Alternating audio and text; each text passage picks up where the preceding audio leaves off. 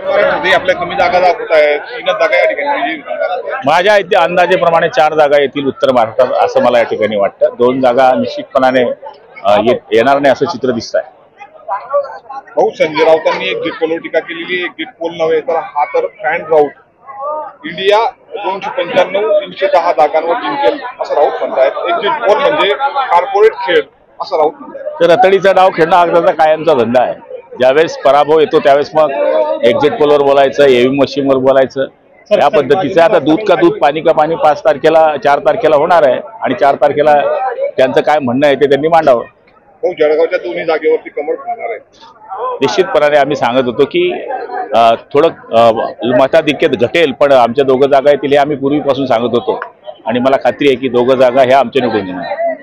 हो, शिंदे सरकारच्या जागा किती, शिंदे साहेबांच्या जागा किती बोललो ना, बोललो मी।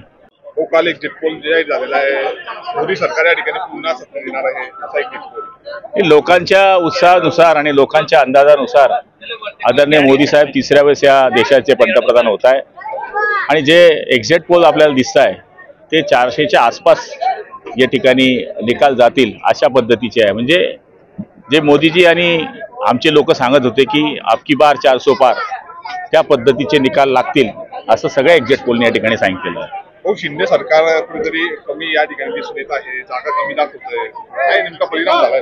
नाही, आता अजून निकाल यायचे, काही ठिकाणी अटीतटीच्या लढती आहे। 7 जागा आमच्या जरी दाखवत असल्या तरी मला अंदाज आहे की 9 जागा आमच्या येतील असं या ठिकाणचं चित्र आहे।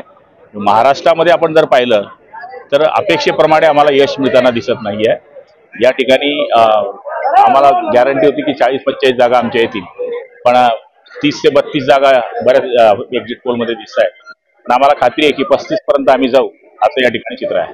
उत्तर महाराष्ट्रातही कमी आपल्या एबीपी माझा, उघडा डोळे बघा नीट।